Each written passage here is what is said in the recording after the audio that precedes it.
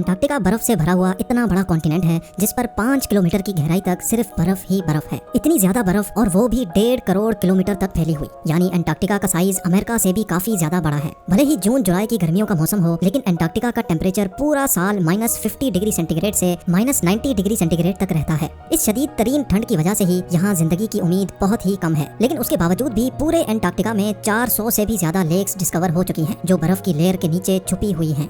GeM TV के videos में एक बार फिर से खुशामदीद। नाजरीन, अंटार्कटिका में ना ही कोई टाइम जोन फॉलो होता है और ना ही यहाँ किसी कंट्री का कब्जा है। हत्ता के पूरे अंटार्कटिका में सिर्फ 2 ATM मशीन्स लगी हुई हैं। कई लोगों का मानना है कि अंटार्कटिका की बर्फ के नीचे कई राज पोशीदा हैं। कुछ का तो ये भी मानना है कि बर्फ से ढके हुए इस मिस्टीरियस कॉन्टिनेंट के नीचे एक अलग ही दुनिया बसती है जहाँ एलियंस का राज है। लेकिन रिसर्चर्स और आर्कियोलॉजिस्ट इस मिस्टीरियस कॉन्टिनेंट के पोशीदा राजों को फाश करने के लिए दिन रात मेहनत कर रहे हैं। इन्होंने यहाँ चंद ऐसी चीजें भी तलाश की हैं जिनको देखकर साइंस भी हैरान रह जाती है। और आज आप देखेंगे अंटार्कटिका की बर्फ के अंदर से मिलने वाली चंद हैरत अंगेज चीजें। तो आइए शुरू करते हैं।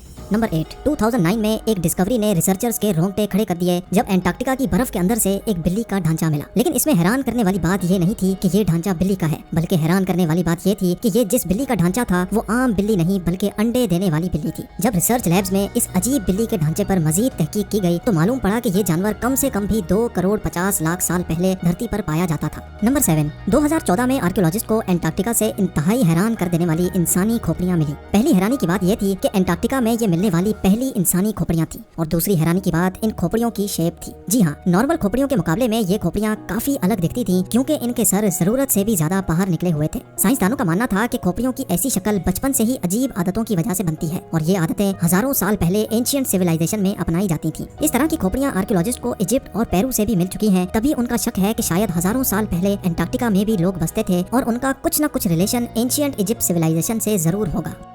नंबर 6। पिछले 50 सालों के दौरान अंटार्कटिका से 10,000 से भी ज्यादा मीटेराइट्स मिल चुके हैं। मीटेराइट्स ठोस पत्थर के ऐसे टुकड़े होते हैं जिनका ताल्लुक हमारी धरती से नहीं होता, बल्कि वो किसी और धरती से टूट कर आए होते हैं। साइंसदानों का मानना है कि मिलने वाले मीटेराइट्स में से कई 7 लाख साल से भी ज्यादा पुराने हैं। वैसे तो ये पता लगाना बहुत ही मुश्किल है कि इन मीटेराइट्स का ताल्लुक किन सितारों या प्लेनेट से है, लेकिन 2002 में अंटार्कटिका पर गिरने वाला एक छोटा मीटेराइट 2015 में डिस्कवर किया गया था, और साइंस का मानना है कि ये कहीं और से नहीं बल्कि मार्स से टूट कर आया है, क्योंकि इस मीटेराइट के अंदर ऐसे बैक्टीरिया थे जो मार्स पर पाए जाते हैं।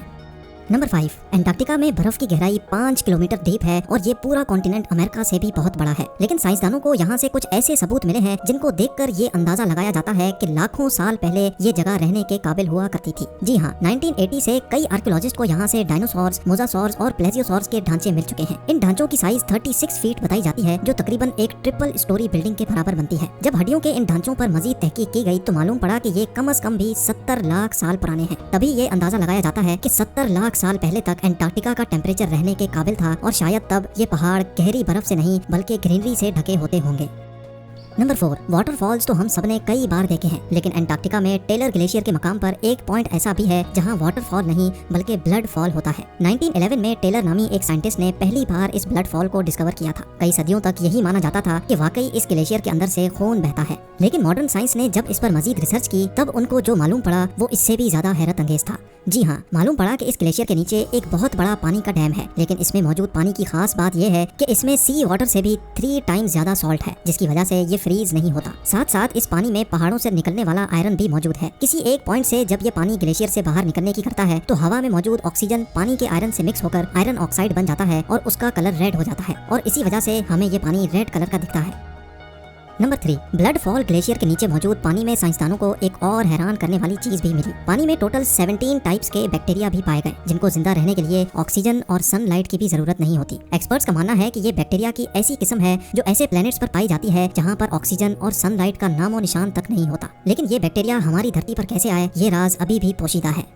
नंबर 2। हालांकि पूरा अंटार्कटिका बर्फ से भरा हुआ कॉन्टिनेंट है, ये देखकर सबको यही लगेगा कि यहाँ पानी की कमी होना मुमकिन नहीं है, लेकिन आपको ये जानकर हैरत होगी कि हमारी धरती पर अगर कोई सबसे ज्यादा खुश्क यानी ड्राई जगह है तो वो भी अंटार्कटिका में ही मौजूद है। ये ड्राई वैली अंटार्कटिका में ही डिस्कवर की गई थी, जहाँ पर पिछले 20 लाख सालों से एक मरतबा भी बारिश नहीं पड़ी, क्योंकि इस ड्राई वैली में तेज तरीन हवाओं का राज है जिनकी स्पीड 320 किलोमीटर/आवर तक जाती है। इसी वजह से साइंसदानों का मानना है कि तेज हवाओं की वजह से यहाँ मौजूद पानी का कतरा कतरा एवोपरेट हो चुका है। आपको ये भी बताते चलें कि अर्थ के तमाम एटमॉस्फेयर में से इस ड्राई वैली का एटमॉस्फेयर लाखों किलोमीटर दूर मार्स से काफी मिलता जुलता है। इसी वजह से नासा ने अपना वाइकिंग रोबोट मार्स पर भेजने से पहले अंटार्कटिका की ड्राई वैली में टेस्ट किया था। और अब नंबर 1, आर्कियोलॉजिस्ट की एक टीम को एंटार्क्टिका की बर्फ के अंदर 1100 फीट की गहराई से एक इंतहाई खौफनाक मखलूक का ढांचा मिला। ये पता लगाने के लिए कि ये ढांचा कौन से जानवर का है, कई एक्सपेरिमेंट्स किए गए, लेकिन हैरत अंगेज तौर पे इसका स्ट्रक्चर किसी भी जानवर से मैच ना हो सका। इस खौफनाक ढांचे की लंबाई 8 फीट बताई जाती है, जिसकी हड्डियां बॉडी से निकली हुई हैं। कई सालों की मेहनत के बाद भी आज तक ये पता नहीं लगाया जा सका कि ये जानवर कौन सा था और आखिर इस धरती पे आया कहां से था।